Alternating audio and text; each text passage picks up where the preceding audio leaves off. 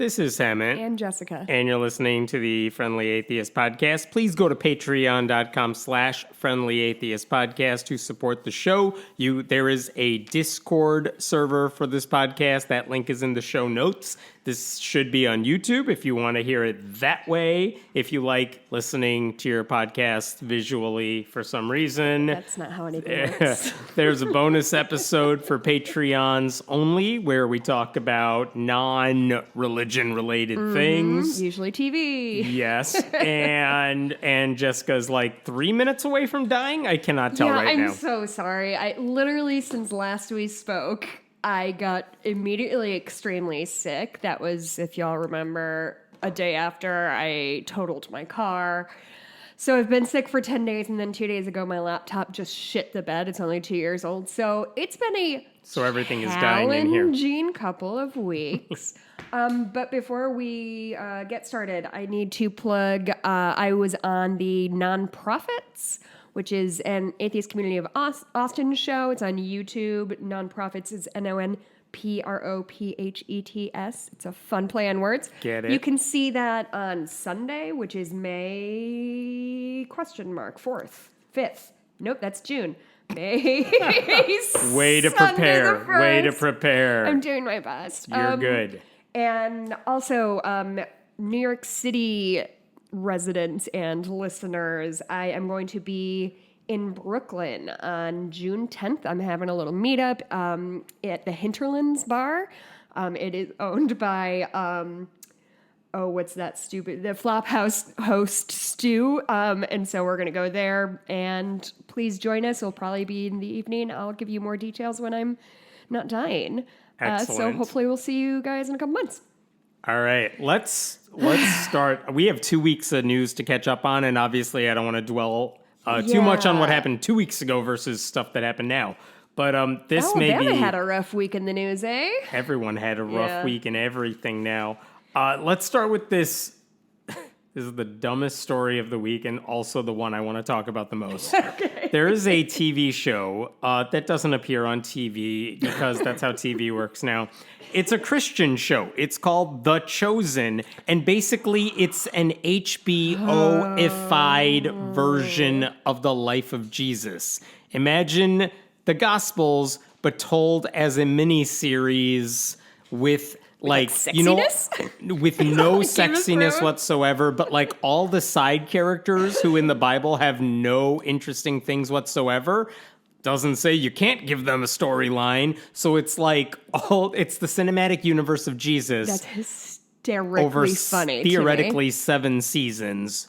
And like Jesus only says like 4 things in the Bible. So like you gotta fill up the time with other stuff. I would have given anything to be in the room where they pitched Jesus as an epic mini-series. Like, I am imagining that it was written by Aaron Sorkin, and it's just a lot of people, like, walking and talking through the desert really quickly, and, like, the stakes have never been higher. Humanity's soul is at stake. That would be a better show than the one Cut this out, I'm going to write it. Fine, it's yours, and yours alone. So, yeah, this is... It's aired 2 seasons that exist. Whoa. I think they're filming the 3rd.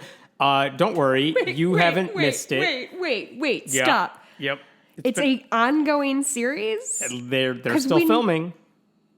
Is it like we're doing 5 seasons of this? Or is 7 this like seasons. Lost bullshit of like, 7 we don't know seasons. Okay, so they have theoretically like a plan in place. Yeah. They're not just like flying up there. I mean, I don't know what like they have Dexter. in store, but they did a fundraising campaign. It wasn't on Kickstarter, but it's just they did their own fundraiser and raised like $10 million. Whoa. Which was a big deal.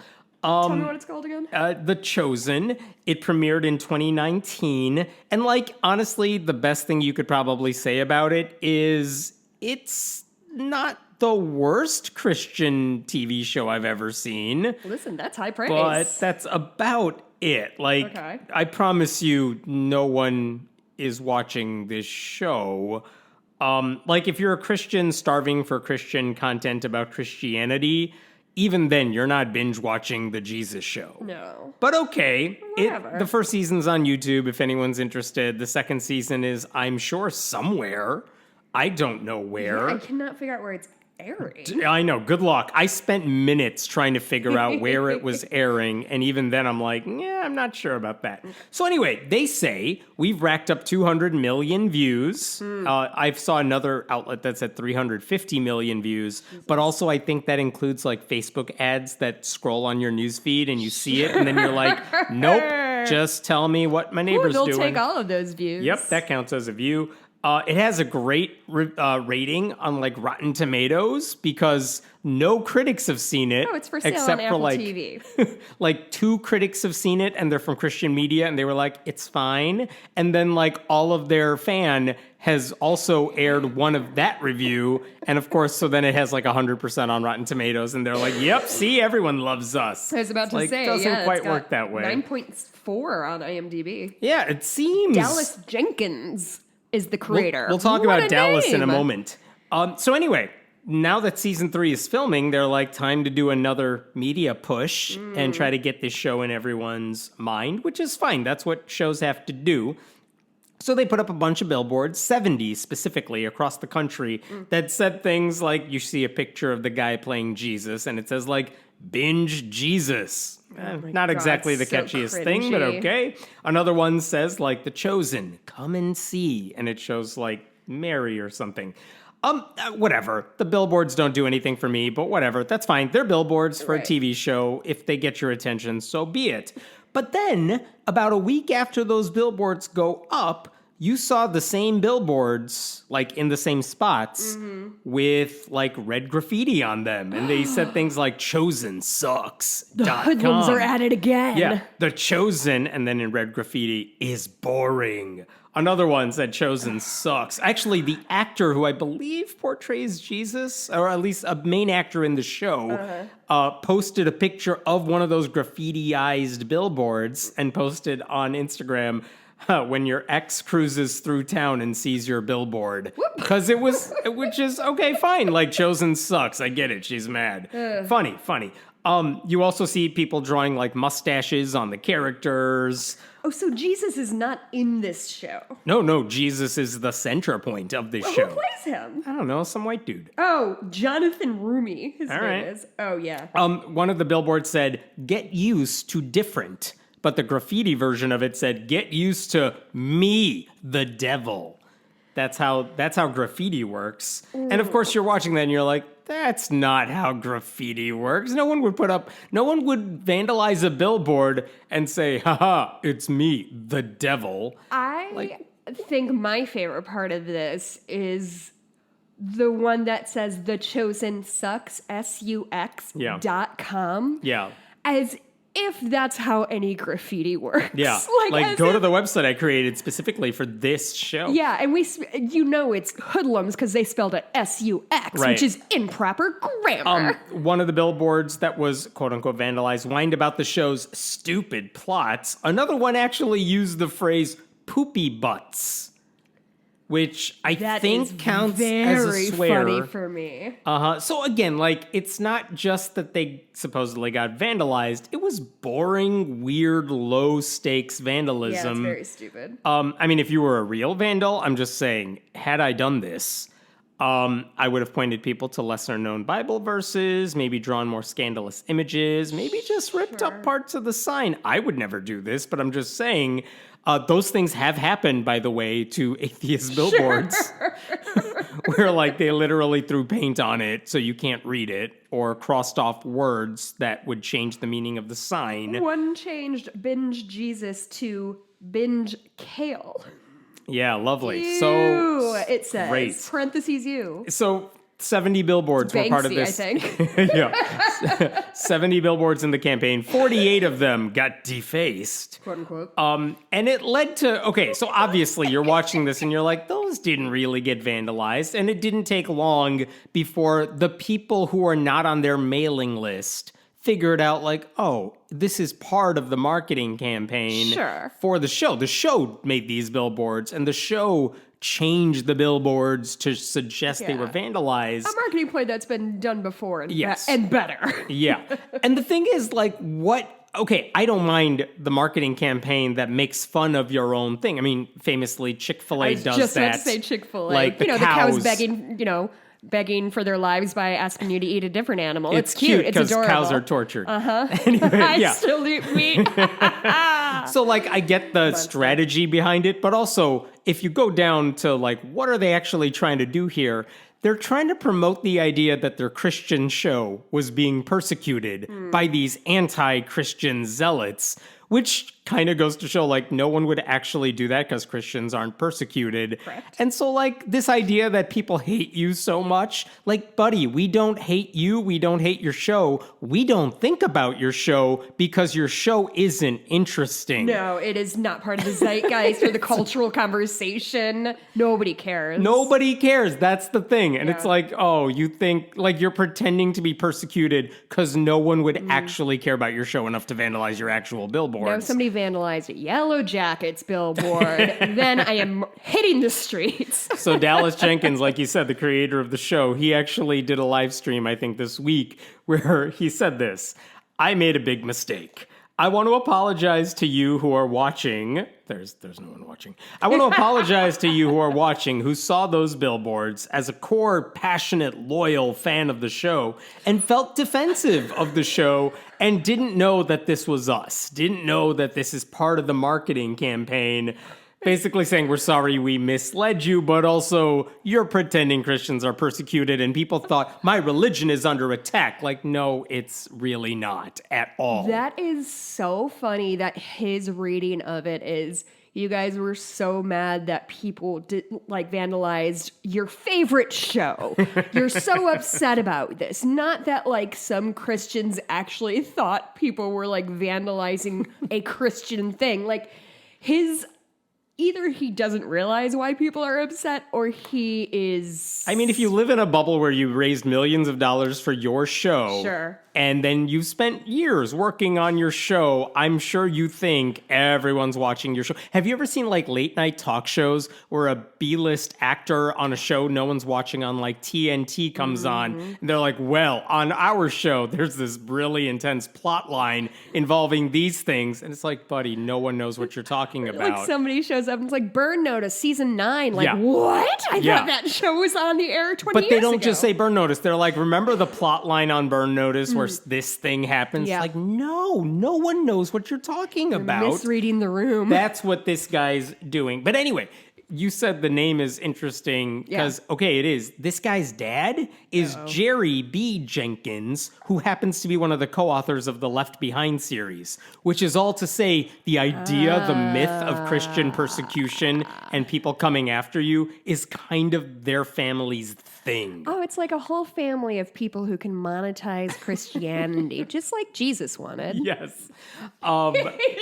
Stupid. So, like, if I have this right, in an effort to convert people to Christianity, which is really the thing their show is all about, right. His team perpetuated one of the core lies that end up pushing people away from Christianity, because we all know you're lying about it. This false narrative that Christians are victims of senseless attacks by non-Christians, when the truth is Christians are doing far more to attack non-Christians than the other way around, by a long shot in the U.S.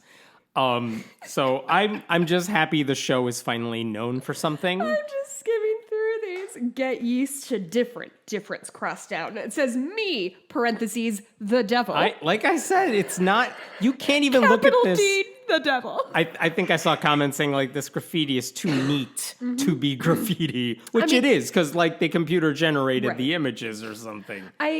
Oh boy, I don't want to say that Christians have a persecution complex, but truly a child can look at those billboards and know that like a 45-year-old man did that, not like a youth ruffian. Like, is that the biggest news story in the world right now? No. I would argue, yes, it's the only one that matters and the only thing I want to talk about for the next several weeks. It's just, I mean, it's all of the things that we love. The stakes could not be lower.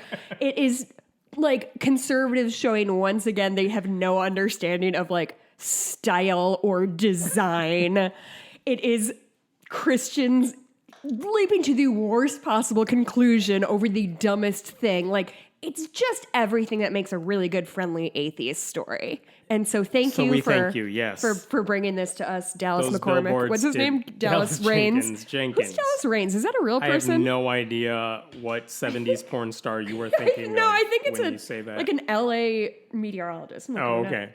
I'm going to jump to a much more serious story. This week, the Supreme Court heard the case involving a football coach in Washington who basically said, God's telling me I need to pray after games. Hey, by the way, let me send out some press releases while I do this. And then after the football games, again, public high school, he's an assistant coach. Yeah. After the game ended, he would go to midfield, like Jesus commanded, and kneel and start praying. And of course, everyone would surround him and stuff. And then the school said, you can't do that. Like this, you're basically proselytizing on our time. Students might be pressured into joining you because they want to get on your good side because you're a coach. And the school basically said, look, if you want to pray, we will give you space to pray. And he's like, no, I don't want to pray in private. Like, no one's going to see me. And isn't that what praying's all about? And then they're like, okay, we're going to put you on paid leave while we sort through the legal issues here. And then he didn't sign a contract renewal. And then he went around saying, they fired me, you guys. They literally did not fire him, but that's the headline. He got fired. Yeah. But anyway, Joe Kennedy is this guy's name. This is Bremerton High School in Washington. And we've been talking about this guy for like 6 years now. Yeah. He doesn't even live in Washington State. Which literally is a reason some people are like, why is the Supreme Court taking this case? Yeah. He doesn't even live there. Anymore, the right? case is moot. Why are we doing this? And it's because even though every single court, like the first time he filed a lawsuit over this, like a lower judge is like, yeah, you lose. You're the one breaking the rules here, not the school. Then he's like, well, I'm going to appeal. And the appeals court's like, yeah, no, you have no case here. And then he's like, well, I'm going to go to the Supreme Court. Even the conservative, at the time, 5-4 Supreme Court is like, none of you can agree on the facts here. Right. And because there's so many questions up in the air about who did what to who, like, you're making this really hard on us. So even the Supreme Court's like, no, we're not taking this on. So he sued again. And then the lower court judge is like, you still have nothing. What are you doing? Then he appeals it. And the appeals court's like, you still have nothing. Every court says you lose. And this time, because now the facts are kind of more settled, the Supreme Court's like, well, we're 6-3 now. All right, we'll take your case now. So that's what they heard this week. Did they do that kind of telegraphing thing of like, we can't take your case as is? Yes, but, they literally because I feel like we've done that that a couple times, Yeah, right? Of they like, telegraphed, this abortion law isn't going to do it. If but you settled you, these things, then we would take it up. And they did. Okay. And that's why it's scary. Because it's like, we know what the basics of this is. He's arguing like they are religious discrimination. It's a case of religious discrimination against me because I'm a Christian who wants to pray. And this school is stopping me from doing it. Religious discrimination is just they won't let me do whatever I want, whenever I want it, wherever I want to do it. Again, that's to be clear, his discrimination. Could he Sorry, pray dog. silently? Yeah, always. No one's stopping you. Could he pray in a locker room privately, even on school time or whatever? Yeah, the school was willing to make whatever accommodation he needed in that sense. But again, this is not about praying. This is not about Jesus. This is not about his God. This is about him saying the only prayer that counts is the one everyone gets to see because that's my religion now. And like, what Bible verse are you citing? Shut up. I know my religion. Again, this Supreme Court says if you say it's your religion, we can't argue you, so anything goes. Can I pitch something that I really think will solve a lot of problems that we have on the table right now? What if we pitched like breast pumping rooms in offices as also prayer rooms for Christians? That way we have these two forces working for the same thing, which is a small, private, comfortable space where they can do the things they need to do. Maybe if we can get them on board for this, we can see a lot more spaces for like, people who need to pump. Do you think that will land that will anywhere? never land anywhere. I mean, because I'm thinking a cross on the floor. while the on people the wall, wanting to use nice breast couch. pumps want privacy, this guy does not But want privacy. Let's pitch it to you like, hey, buddy, it seems like you have run out of places to pray. I am so sorry. Let us The only designate space this in place this school for this is space the for football you. field. Yeah. when Even you're you know, let surrounded. him go pray on stage. Just let him do it every day Right. at 5:30 p.m. and nobody's there. Nope. Give him a stage. Give him a whole fucking theater. It doesn't count. God's not listening Oh. unless you have the spotlight on you. I do That's forget the way it works. that God has very specific limitations to what he can or cannot hear. The district said, we basically, after we didn't renew this guy's contract. Why not? Because one, he wasn't supervising his players at the time, which is his one job after a game. Listen, I'm a coach. After our competition days are done, it is still my responsibility to get them home on the bus. It is still my responsibility to make sure they're back home, they get in a car with their parents. And then You mean the minors whose care you're interested in? and then my coaching time is done. This guy, the second the last whistle blows, the game's not over for you as a coach. You're still on the clock. Yep. And they're like, so one, he's not supervising his players. And two, reasonable observers might think that what he's doing midfield represents school-sponsored religion. And we don't want to play that game. Right. We want to do the right thing here. Right. And this is what this case was basically about. Alito... Alito had said, who's conservative, said the prayers might be okay if you could prove you were off duty. This is what he said the first time when they said when they're telegraphing what we need, they're like, can you just show us you're not on the clock and then maybe we can take this case? He also said if the district interfered with the free speech rights of public school teachers, maybe you're giving us more to work with here. And basically, those are the facts, quote unquote, that they tried to solidify this time around. Hang on just a second. Yeah. The judge said that this is when they rewrote this history of what happened here for part 2. They said, all right, we're suing now. All this stuff is in session.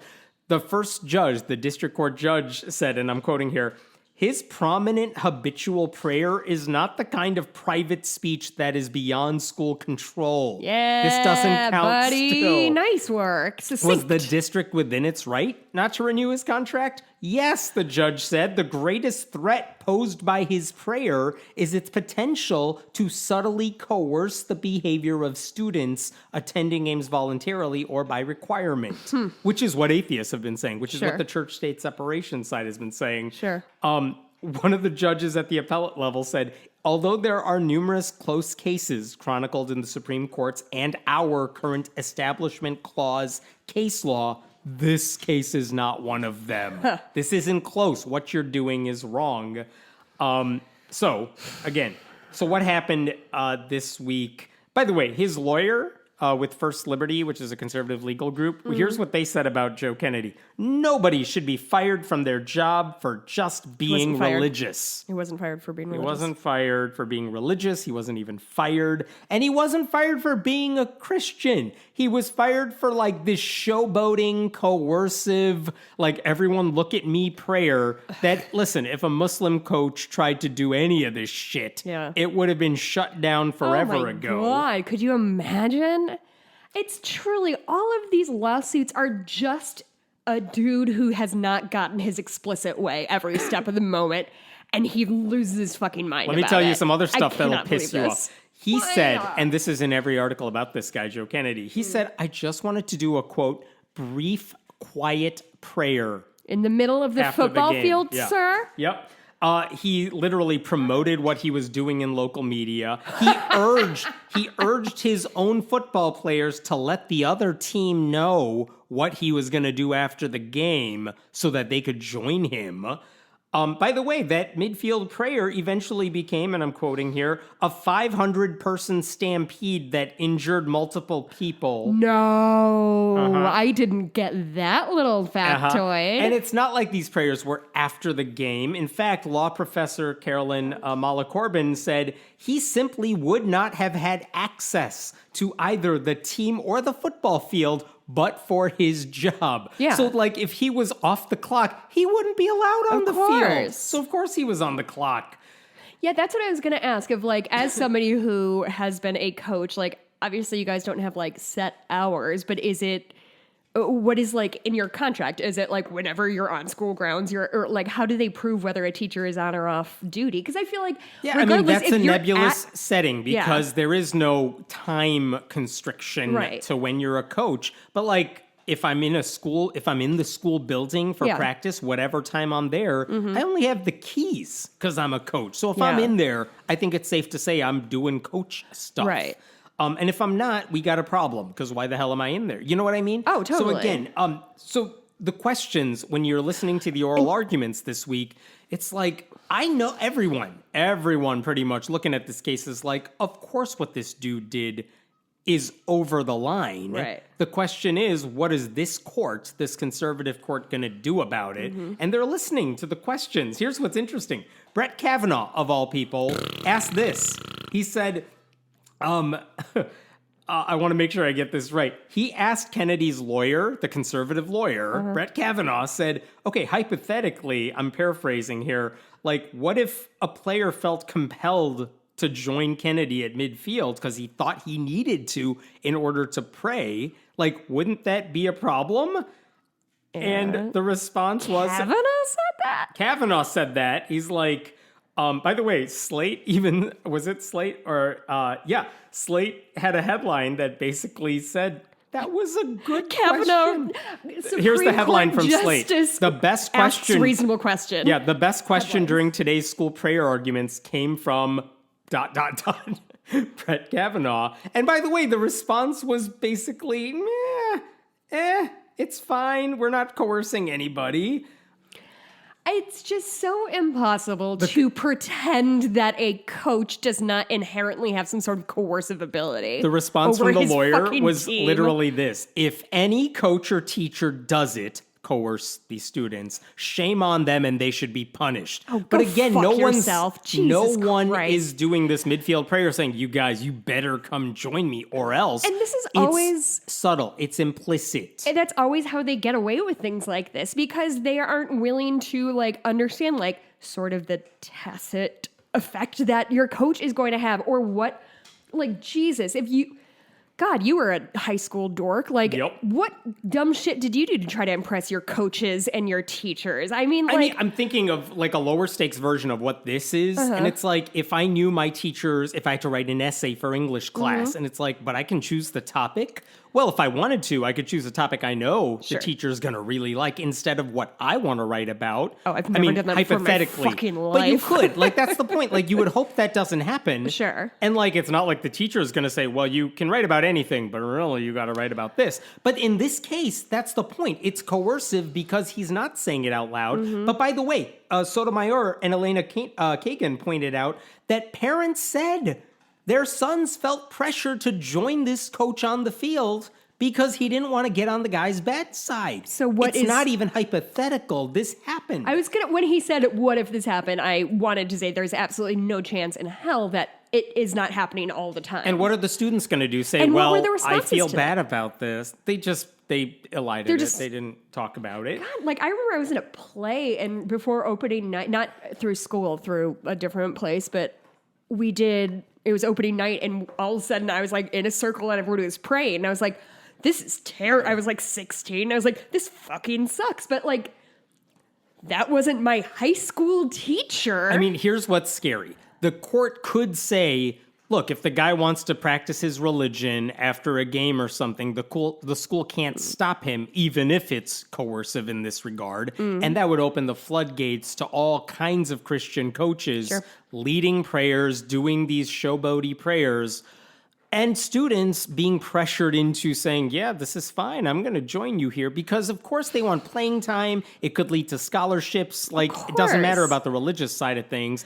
And if they're clearly not religious, they don't want, like, to rock the boat. Why get on the coach's bad side? Yeah. That could open the door. That's like a worst case scenario thing. Well, and if you think about, like, you know, I've seen like 5 episodes of Friday Night Lights, and there's places in this country where like the football team is the shit. And like, that is everybody's focus all the time. And so when you layer the pressure of that on top of a coach who is maybe stepping over lines, like religiously speaking. It's just a fucking mess. Neil Gorsuch, who's also obviously conservative, but has weird moments where really he does. takes a liberal side. He's asked, should we send this case back down to lower courts, and asking them not to focus on whether this was like a school endorsement of religion and was the school wrong to get rid of this guy because they said he was endorsing religion when he wasn't. Should we send it back down and say, why don't you just talk about the coercion factor? Because maybe that's a different issue we should be looking at instead of this other one.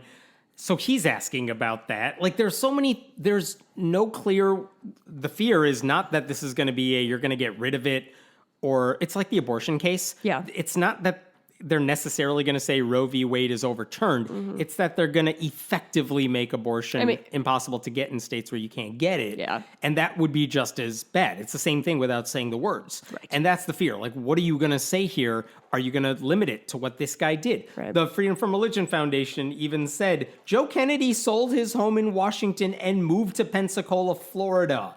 A Florida resident cannot sue a Washington school district over its policies. You have an out, Supreme Court. You could just say, sorry, this case doesn't count, and just be done with it. And then no one's going to be mad either way because you're not ruling on the merits. We're giving you that out. The Americans United for Separation of Church and State, which represented the school district, said if the Supreme Court gets this case wrong, we could witness the greatest loss of religious freedom in generations. And again, I have no idea what they're going to say because the conservatives were asking very different questions to say, like, how should we rule? And honestly, all the coverage I saw after the oral arguments this week is like, we're pretty sure they're going to rule for the coach, in favor of the coach, because of course they are. It's this court. Yeah. What we can't figure out is exactly what they're going to say because that's not clear. And it's not like they were all leaning in the same direction here. Because you can rule on this thing and say, this guy wins, he has a right to do something. Yeah. But what that something is very much up for debate. And who knows? The question is, how big of a hole in the wall of separation do you want to blow? Right. And I don't know the answer, and it's scary to think they kind of have free reign to do whatever the hell they want. Can you imagine being like Elena Kagan on this court right now and like, just with all of these people who are absolute fucking buffoons and doing all of this like political theater and posturing. And she's just like, I just wanted to make sure people had rights. How did this happen? I don't do you think Elena Kagan went to fucking law school so she could defend a dude who wants to be in the middle of a football field sometimes? Yeah. Like, it's just stupid and pointless and such a fucking waste of time and money. How much money has been spent on this? So much. So much fucking money. To be fair, it's nonprofit groups that are taking on these cases because it's a cause that they're fighting for. I understand. But still, it's a lot of money. But that money is this coming is from somewhere. Multiple years lawsuit. Yeah, these nonprofits are using their time and money, like their manpower, to fight this case in court over several years. I just don't understand why this is the one that they're like, why did this? There is a story.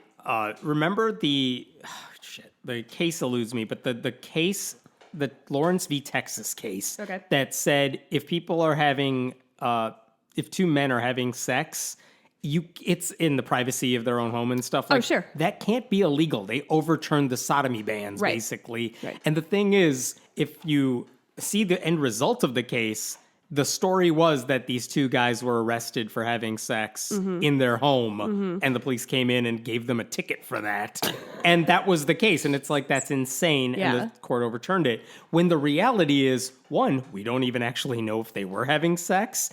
They kind of didn't even really like each other for a lot. They didn't know each other well. And like, these are not the two plaintiffs you would have gone with if you had to dream up a case. Sure. Because they have so many problems. And one of the things they were told as this case is going through the courts is, listen, we need you two to never talk to the media because you're not going to do us any favors. Yeah. And there's a whole book. That's only losing shit there, right? Dale Carpenter, a law professor, wrote a book about the case where he kind of explained, like, these are not the two plaintiffs you would have gone with. Some of the Obergefell was a wonderful plaintiff because Great the plaintiff. story tugs at your heartstrings. Yeah. He lost his partner, Yeah. couldn't even be there for him because of the law. These two guys, not the guys you would have gone with. And that's the thing. Like, if you want to fight religious liberty, religious freedom cases, Joe Kennedy and his showboating on the football field is honestly one of the worst people you could have gone with. Yeah. Because there's no ambiguity here. Right. But obviously the conservative court wants him to win because of course they do. How bad are they going to do this? I don't know. It's scary to think, like, it's the same thing with the abortion thing. Like, you can do whatever you want.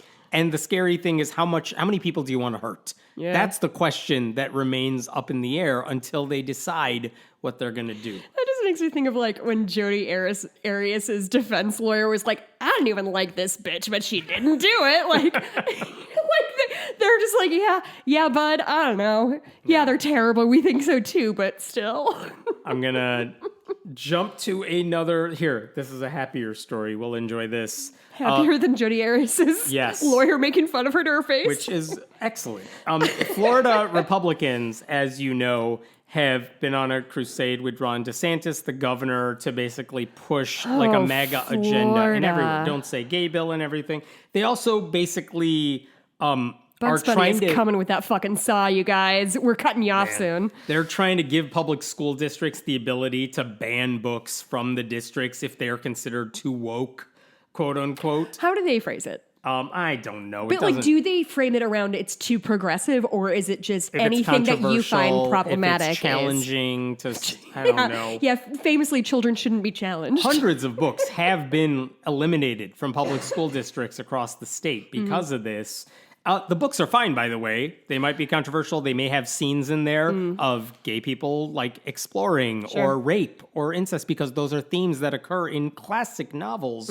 But in the world. Republicans do not want kids to encounter those ideas because if they never hear about the gays, they'll never become one because that's how it works. So enter Chaz Stevens, who is an activist I've known for a while now. This is a guy who's put up Festivus polls in Florida Capitol building. Sure. He put up a Distrestivus poll that looked like Donald Trump. He also put an image of an upside down Jesus with a butt plug outside City Hall just to piss everyone off. He once hired someone to wear a costume of a giant penis with Donald Trump's head outside of a building where a presidential debate was taking place. That's extremely funny. Stirring the pot in ways that it's like, not what I would have gone with, but... No, I like a low stakes prank, though. So... Not everything has to be like the Baphomet statue. We can just send out somebody who looks like a penis. So what's going on now? Well, he sent letters to the superintendents of some of the biggest... school districts in the state, including the school districts in Broward County, Miami-Dade County, Palm Beach County. And he basically, I'm going to read you a bit of this. I wish to file such an objection requesting the Broward County Public School System immediately remove the Bible from the classroom, library, and any instructional material. Additionally, I seek the banishment of any book that references the Bible. Which is, by the way, all literature. And as is often the case with banned books, I ask your agency lay flame to that giant stack of fiction in a pyre worthy of a Viking send-off. Yeah! And then in his several-page letter, he goes on to explain why the Bible is not age-appropriate because it, Is it the rape? Is it the murder? Is it the cutting babies in half? It casually references such topics as adultery and fornication, including scenes of bestiality and rape, and promotes, quote, wokeness from Jesus. He also says it might remind, quote, young white students about civilization's sordid past. Is he trolling them? The answer is yeah, of course he's trolling them. He is. But again, his point is that it's a stupid challenge to make, but so are all these other ones. And if you're gonna get rid of those books, well, guess what? This one's gotta go too. He actually explained to the Miami New Times, if they're gonna ban books, then the whole library should be in play. My hope, and it's a long shot, is that they will apply their own standards to themselves and ban the Bible. I love this. And then they're hope like, it works. You know they're not going to respond to your letter, right? And he said, they better not fucking ignore me. If they ignore me, doesn't that tell you something? what does it tell it? That they're they're ignoring picking him? and choosing which Oh, I religions see. are okay. That's extremely funny. I was looking Good at the for him. list of banned books in one of the districts that he sent a letter to. Mm. They included Kite Runner, which includes a scene of rape, which is central to the plot. I've But never it's read such a good book. Beloved by Toni Morrison Beloved is on that amazing. list. Just Beloved is one of the insane. most evocative books I have ever read. It's so I still think about the choke cherry tree all the time. Yeah. And her back from the whips. Anyway, it doesn't matter. Yeah. What else did they ban? Mouse, probably. Yeah, That's a popular that was one. on the list. Yep. And just to be clear, the best outcome here is not to ban the Bible. It's not to ban any of these books and give teachers the leeway they need Mm-hmm. to teach good literature to students that pushes them, challenges them, lets them explore a world that they might not be familiar with. And if you're dumb enough to think reading about this stuff is going to make them want to try it, Yeah. that's not how gay works. That's not how any of this stuff works. That's not how gay works. Oh. I mean, Jesus. When I was in second grade, there was a book, like Babysitter's Club Little Sister. And there was one that like a 7-year-old had a fake wedding on the playground. And I was in like second grade. And we read it together. Like it was so saucy because they kissed on the cheek. What? Whores. Anyway, kids will pretend anything is salacious. Okay, this is a disturbing one. This Oh, is in good. Alabama. So you know that's going to end well.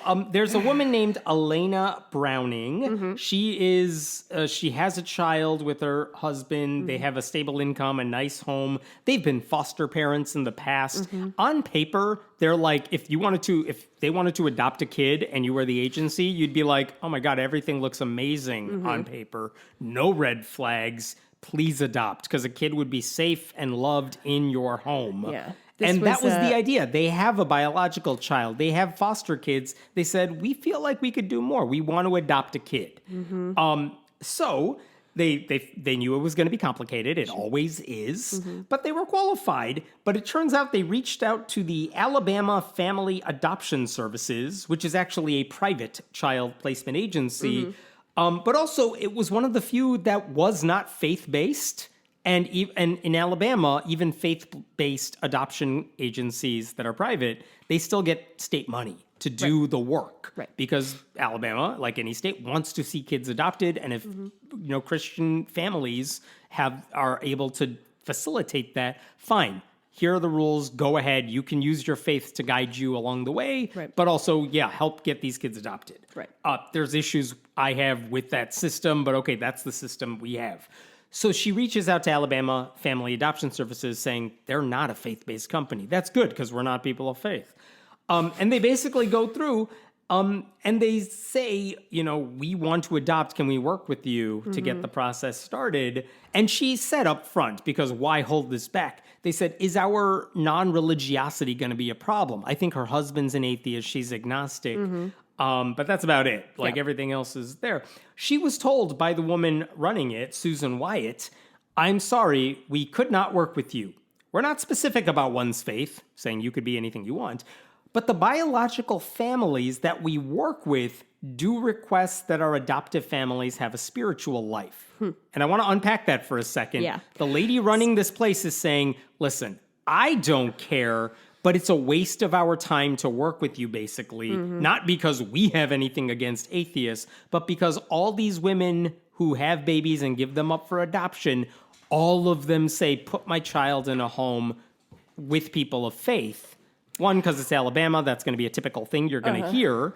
But also, and she made it clear to a local news reporter, like... Well, she said 99% of the people who are adopting children say that they want somebody of faith, right? She uses... who give their kids up for adoption. Yes, excuse me. Say, Yes, I'm sorry, I want the misspoke. baby with a family that has faith. Which 99% feels like a specific and made-up number. Well, Which- she Go ahead. said, this is Wyatt, Susan Wyatt, who runs that agency.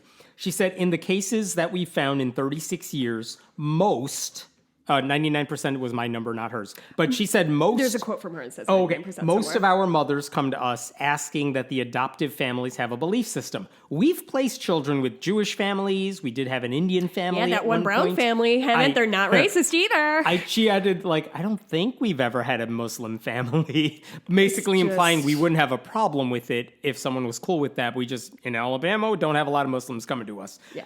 But she's basically saying, I don't have anything against atheists, but why would we waste our time working with families and vetting them and spending all this time and money going through the process when it turns out there's not going to be anyone that wants to give their child to you? Right. Which I kind of see what she's saying, but also I would argue, too bad, work with them because look at them on paper. They look amazing on paper, this couple does. Their family is amazing.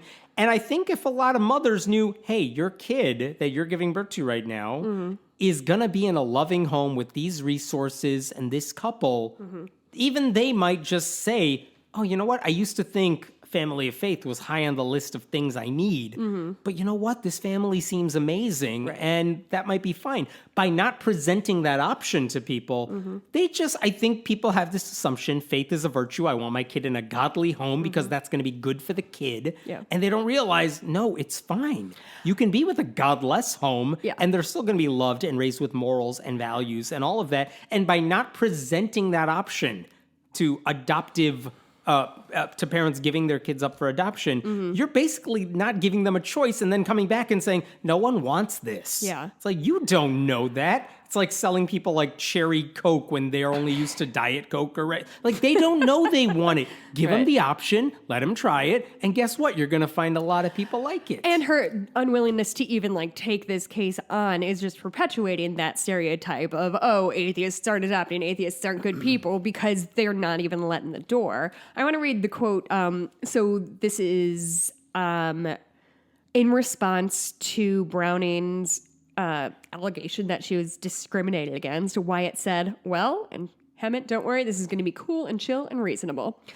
Well, I'm the mother of 2 adopted children, and I believe that these children are gifts from God. I wouldn't be a mother or a Mimi if it wasn't for 2 women who carried our children to term and gave them to us as a gift. We're not in charge of where these babies go. God is. And it's the mother's choice. And 99% of those families talk about faith. Yeah.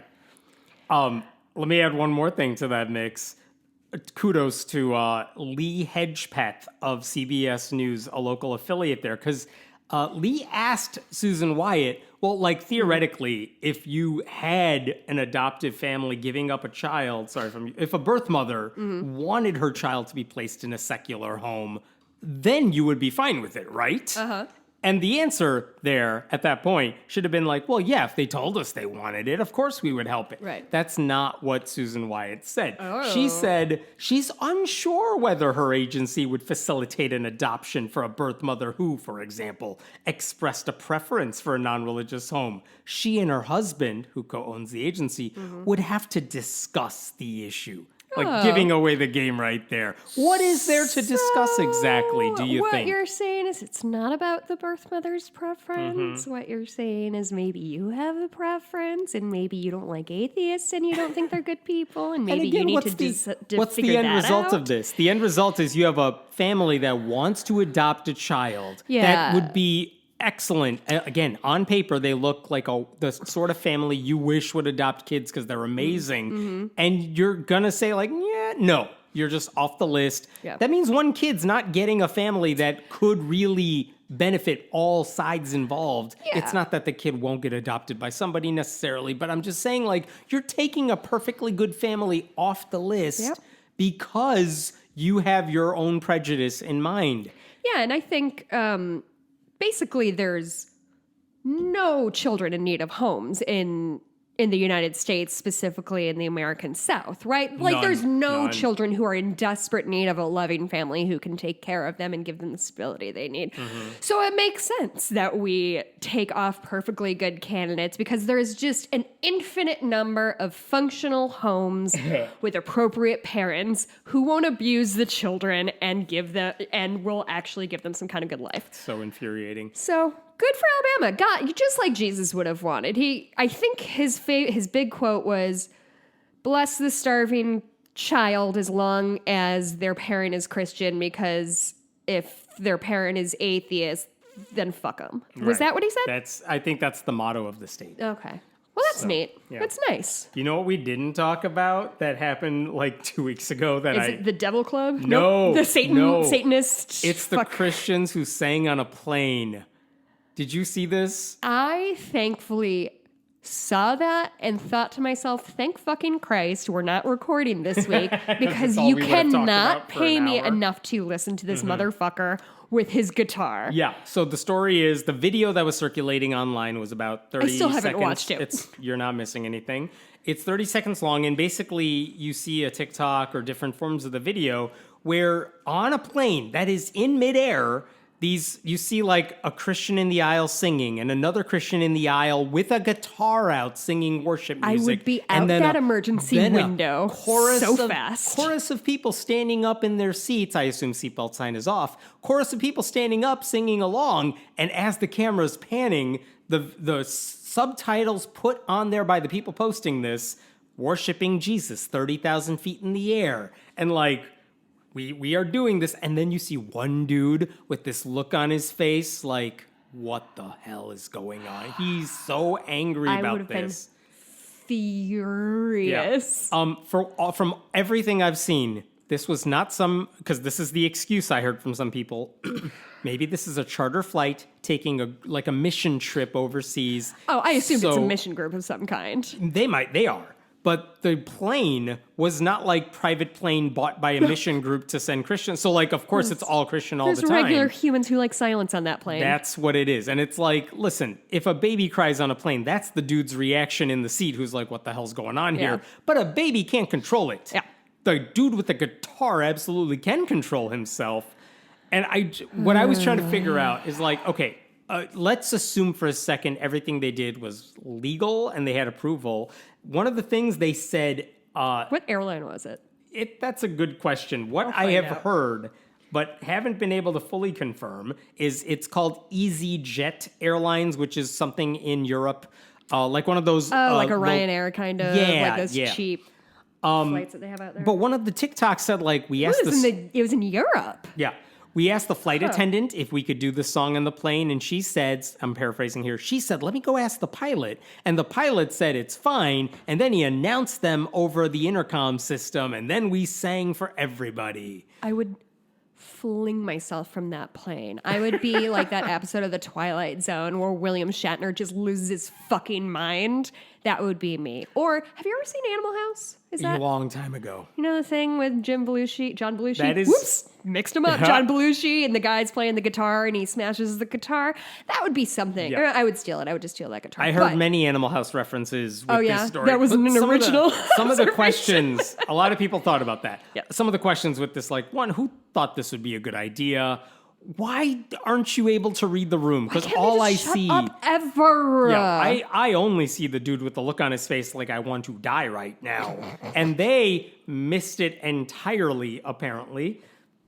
Well, Do they understand atheist. that, like, anytime, I don't care what time of day it is, if you're on a plane, there are people who, like, if you're like me, a plane is the one time in my life when I literally cannot use my phone. So I don't have a phone.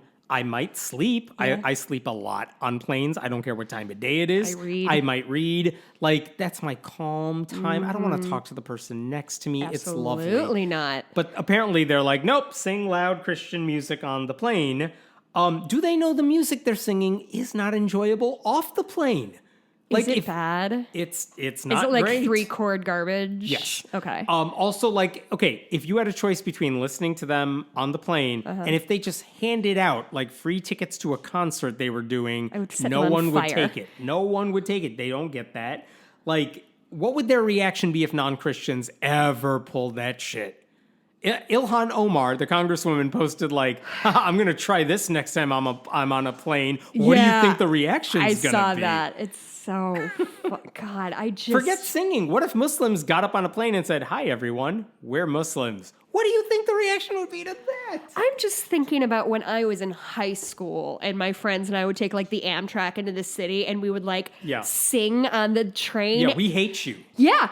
I was 16. I was a fucking idiot. If I saw myself doing that now, again, thrown off the train. Yes. It would be an Indiana Jones. And you would deserve it entirely. 100%. I should have been murdered for what I did. What does it say about the Christian message that their first thought upon seeing this captive audience in a plane is, yup, here's our chance to spread the gospel. Now that people are trapped in a tube. Fuck. Another example of how Christian persecution, it's such a myth. It's so not real. You know what? I saw years ago, something happened in an airport and the 2 touring casts of musicals happened to be in an airport. It was like Aladdin and Lion King, I want to say. And so there was like this very sweet and short, Daddy, get out of his crotch, short video of like, oh, they sang the song from Lion King. Oh, they sang one of the songs from Aladdin. And it was really cool. And it's beautiful because it's a professional like touring cast of a musical. And even then it was a 30-second video and that was probably too much. But I know that is what these Christian nerds had in their head of like, we're all going to sing harmoniously together. And it's just going to be this viral moment that brings the country back to Christ. And I truly would start crying hysterically and screaming at them because that sounds like the absolute worst thing in the entire world. Have you ever had somebody play a guitar and sing at you? At an airport, yes. In the before we enter the plane, yes. No, I'm talking like you're in somebody's house and they play guitar. And I can't escape? Uh-huh. Oh, God. Guess no, how I don't many go times to it's parties. happened to me? A lot. I don't know why. But guys, don't play guitar at somebody and make eye contact with them. They'll hate it. The whitest thing I've heard on this podcast Oh, it's so far. aggressively white. The last time it happened was Australia, so it was even whiter somehow. I love just that don't do that. These people I have think the funniest hijacking story. a plane for Jesus is fine, but a rainbow flag in a classroom, that's aggressive. You gotta, like, lay off that shit. You'll have to tune into the bonus episode because I have a tragic story about a dude singing and playing guitar at me, and it is hilarious. Tune in. It's a good one. Jack Jens Jr., who is the pastor part of this group, he's one of the guys, if not the first guy who posted this video, saying, look at what we did. We're amazing. He captioned it with the following. He captioned this with the following. Jesus is taking over this flight. #plane, #fire. And I just want to say, never put the emoji. I'm sorry, I said hashtag. I meant the emojis of a plane and then an emoji of fire. Do not put those two together. Don't do that for Jesus. No. You're not supposed. No, sir. No, sir. You need some self-awareness. So I just want to thank him on behalf of Atheist. He's doing my work for him. And also, this is not the point, but can you bring your guitar as a carry-on? I was wondering the seat in front of same you. thing myself. I don't know how he got it through. I mean, maybe he has, what's his face, that Canadian astronaut who did David Bowie in space. He had like a guitar that he like broke down so he could bring it up. So, I mean, I'm not saying there aren't options. Yeah. Jesus, that man is going to just be carrying his guitar for the rest of his life and like living on this. Do you remember that viral video from 2022? That was me. I love that. I mean, I do appreciate that a lot of Christians responded on like Instagram and stuff. We're like, none of you have any self-awareness here of how you look? You're making all of us look bad, which I appreciate. And I'm kind of wondering if this was like a flight where they were not the only ones on the flight. How come no one else was like, you're not helping? Because people are afraid of conflict. Yeah, probably. And to be fair, that's me. I would have sat there with the dude's look on my face like, what the how did I get in this mess? I truly never know how I am going to react. Because usually, like, my instinct is, like, I would go ham on them. But, like, I'm also pretty conflict averse when I'm going to be trapped with that person much longer. Usually, like, if I, like, confront somebody, it's at a dog park where I can flee. I have lots of exits. Yeah. One last story here. Because it's troubling, we've talked about this before because it comes up often. It's Christian health insurance ministries. And if you don't know how they work, like normally you pay jackloads of money to an insurance company, and then if you get sick, the company theoretically has to cover those costs, or in the US, it's like you still got to pay a deductible, and then they'll cover costs maybe. In the US, they'll tell you to go fuck yourself. They will. The Christian health insurance ministries kind of work like this. They ask everyone, to give us a certain amount of money per month or whatever, and it goes into the insurance pool. But the companies don't collect the cash or send it to healthcare providers. They basically reimburse you because you, Jessica, will say like, well, I was in the hospital for like my kidney transplant and it cost $10,000. I'm making all this up because it actually costs a gazillion. Yeah. It costs $10,000 and Christian Ministry helped me out. And they'll send an email saying, hey, Hemant, Jessica was in need of stuff. So this week, this month, send your check to her. And they facilitate that. And it's weird. This does not feel like something that's scalable. This feels like something you can do with like 10 of your friends. Yeah, it's not regulated. Not all services are covered. And also the providers can cut you off if they think you're either too expensive because you have long-term problems, or if they think you did something immoral. Yeah. Sorry, that took me by surprise. Yeah. Immoral? Yeah. Oh, you had premarital sex? Can't cover your kidney disease, I guess. Well, yeah, Like- famously being slutty fucks up your Right. kidneys. Right. So, like, John Oliver has covered these health insurance ministries on his show. Like, they're not And health what is insurance, their it's purported gambling. benefit? Theoretically, you are not covering, like, contraception or birth control or abortion. That's why people like doing this. They're like, we are actually helping each other under the umbrella of Christ, and we don't have to give insurance dollars that end up being used to support things we don't want to support. It's the argument against Obamacare from like Catholic nuns who are like, what? Help women? Never. We can't sign a paper that says we want out. Signing the paper goes against our If it rights. can't be fixed by putting her in a habit, then we don't have a solution for her. And the thing is, there are so many stories over the years of members of these ministries who have been denied coverage when they thought they were going to get it. And so ultimately, Could you imagine the rug being pulled out from under you? It's happened so many times. Like Christian insurance companies are like Christian movies. Like they claim they're better than the real thing, Yeah. and they're in fact so much worse. To be clear, I think all insurance companies are garbage too, but this Right. is a different brand of garbage. And the thing is, a couple of years ago, like states began taking action. They're like, you can't call yourself insurance. Yeah. You're not. In fact, this is from a New York Times article in 2020. State regulators in New Hampshire, Colorado, and Texas are beginning to question some of the ministry's aggressive marketing tactics, often using call centers, and said in some cases people who joined them were misled or did not understand how little coverage they would receive. yeah, but Hemant, it doesn't matter because they're Christian. Here's one example of this. This is from California's Attorney General. He claimed that one of these places, called Charity Ministries, routinely denied claims, and they spent 16 cents of every dollar given to them for healthcare expenses. The Affordable Care Act requires health insurance companies to spend at least 80 cents on health care. Okay, where does the rest of the money go? That's Overhead? a very good question. Yeah, what are your overheads? Yeah. And it's a nonprofit or is it a corporation? Like, where is this functioning? Who's overseeing There this? are companies, for profit, I believe, overseeing this stuff. Okay. But even Texas. Not like government agency, No, though? Texas sued these ministries for The basically. state of The Texas? state of Texas said you're too much. Somebody did something to the state of Texas that they're like, now we can pull this on our Yeah. own people, but you, carpetbaggers, get the fuck out of here. New York State, the complaint that they made in their state against these places, said these products are, quote, affordable alternatives for healthcare. That's what they say, that provide comprehensive coverage targeting consumers who are uninsured.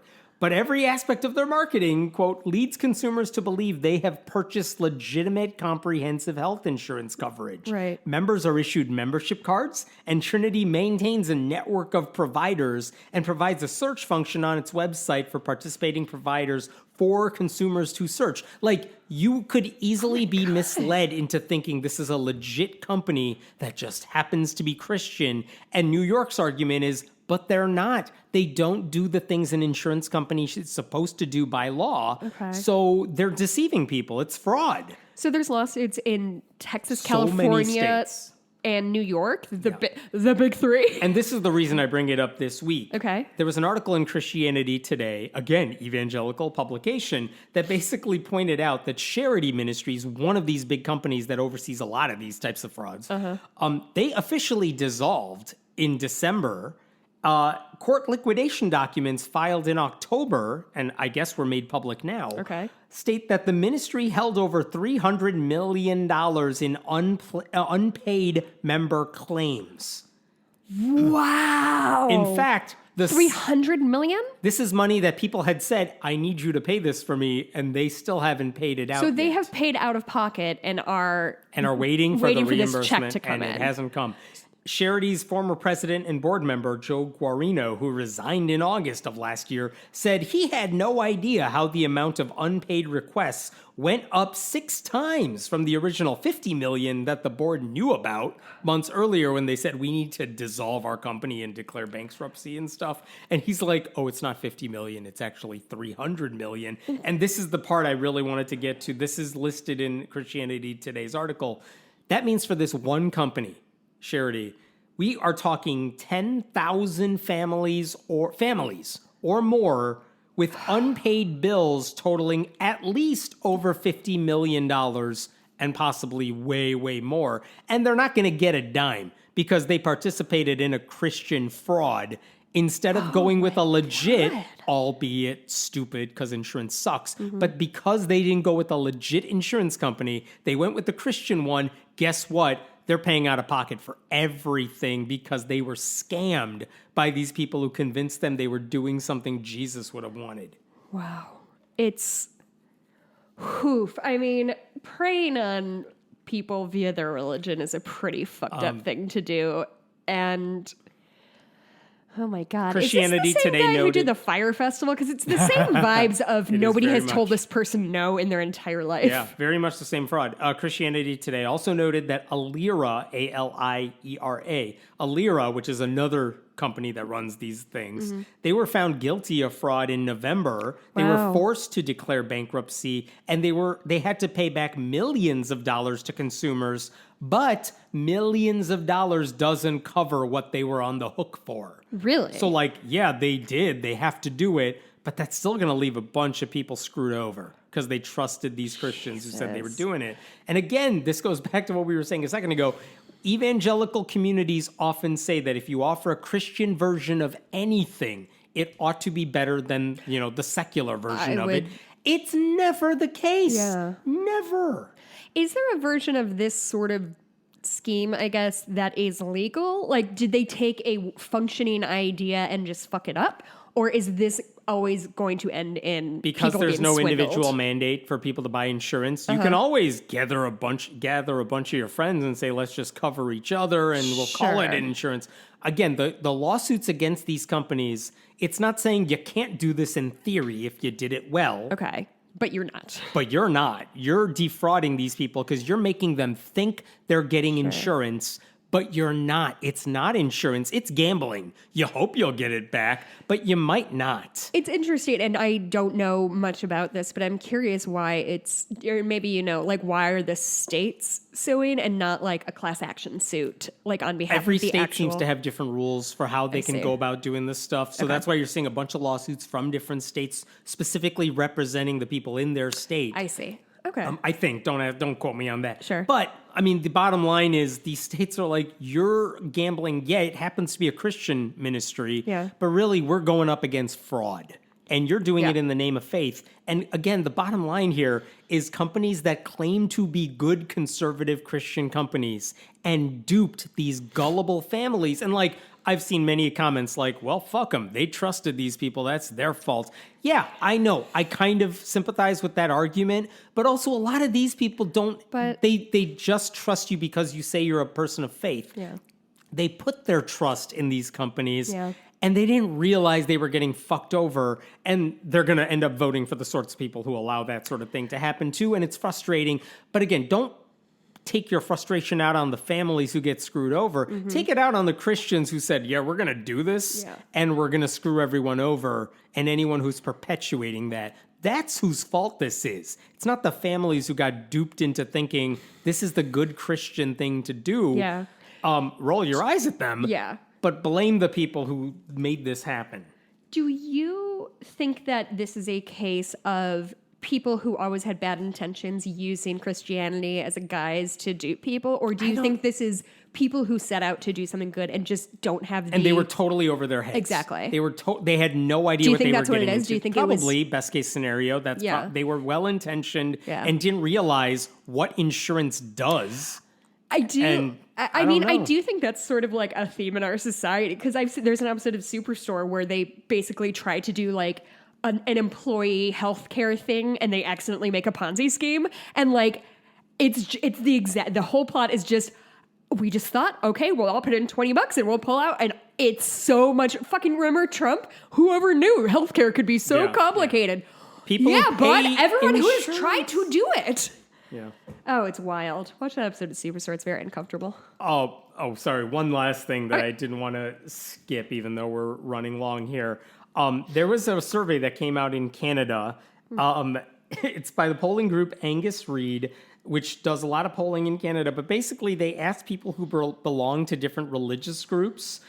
If we mention other religious groups, here's the question. In your view, would you say the overall presence of each of these in Canada, does it benefit or damage Canada? Uh-oh. So they asked, for example, people who were Hindu. Like, does the presence of Catholicism help or hurt people? And Hindus said 14% of them, net number 14% said it hurts us. Whereas Hindus said the presence of Hindus helps us. Right? Not surprising. Hindus. Okay. Everyone said it about themselves. Sure. For example, evangelical Christians, a net 68% of them said evangelical Christians are good for Canada. But here's the takeaway. A third of Christians don't think Christians are good for Canada? Right, That's what I took away. But what was amazing, Muslims, Sikhs, and even mainstream Protestants believed most every religious group offered a net benefit to society. Like they were like, yeah, the presence of other groups that we don't agree with, they actually are good for our country. I'm really nervous for the other shoe to drop. Mainstream Protestants, surprisingly, believed evangelicals did more harm than good. 10%. Nice. We're like, I always no. liked Protestants. More said it was harmful than helpful. Good. Non-religious Canadians thought the most dominant religions were bad for society, but they actually said we're better off because of Hindus, Sikhs, and Jews. That's from the non-religious Canadians. Hindus, Sikhs, and Jews. Okay. Yeah, no one likes evangelicals Pretty except evangelicals. unoffensive group of people. Yeah, every other group besides evangelicals said, yeah, evangelicals make our country worse. And by the way, like, that was also the case for Islam, I should say. But even Jews said, no, we're better off because of Muslims in our community. Sure. Overall, Hindus and Jews loved by everybody. That does not surprise me. Sikhs came very close to that. They dipped into red territory a couple of times, but only barely. Like, so everyone loves certain members of certain religious groups. Yeah. And white evangelical Christians and Muslims disliked atheists, of course. Christians had a net 43% more said it was harmful to have atheists in society. Muslims, 9% overall said it was worse than better to have atheists in society. That's fine. But everyone else, they were like, no, we're better off because of non-religious. Hey, thanks, gang. Right? Very interesting survey. I'll post a link to that if you want to see, because I could stare at that picture for a long time and just try to make sense of everything on there. Wait, who's the nicest group? Who likes the most Hindus, people? Sikhs, everyone loves them. No. And they like everyone. Who is the nice? They like everybody. They like everyone. Okay. Yeah, just down the line. Yeah, I feel like most Hindus I've known have been fucking chill. And even when they didn't like somebody, like Sikhs, I think were the ones. They loved everybody, and even when they didn't, it barely dipped into like double digits. So like even most of them were like, okay, we don't like a Sikh said, well, we're not fans of Islam, but only like a little bit in the red direction.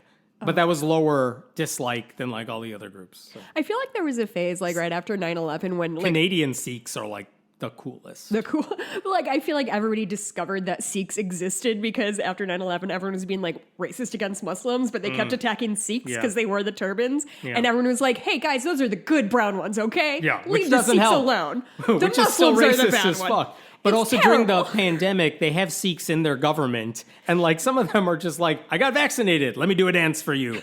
And they're such fun videos to watch. It's great. Oh, yeah. Anyway, that. okay, I'll stop it there. Okay. There's more. It's been 2 weeks, but I'll stop there. Yeah. Where do we find you? You can find me on Twitter at Jess Blimke. You can find me this Sunday on the Nonprofits on YouTube with the Atheist Community of Austin.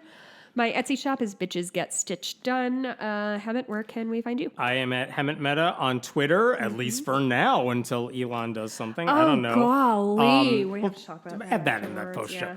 show. You can find me at onlysky.media. Thank you to the people in Orlando who hosted me last week. That was a fun event. I gave a new talk. I'll give that talk again with revisions. Yeah, it was a fun group of people. Have you talked about the flavor of your talk, the theme of your talk? The theme of the talk is, this will surprise anyone who listens to this show. I know, that's why I want you to say it. Why I'm optimistic about atheism-related things. Truly, you could have just said, why was I'm a- optimistic, period, and everyone would have been like, what? It was a 3-minute talk, and they were very nice about it. It was just a picture of me, thumbs up.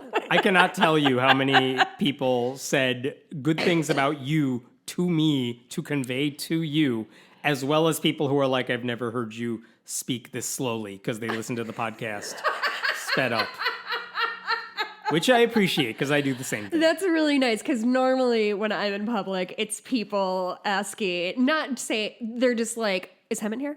No, it's just me. Did he send you? No, just me. Sorry, everybody. It's all good. Oh, boy. All right, we'll see you on the bonus episode or Yes. next week, one or the other. Goodbye. Bye.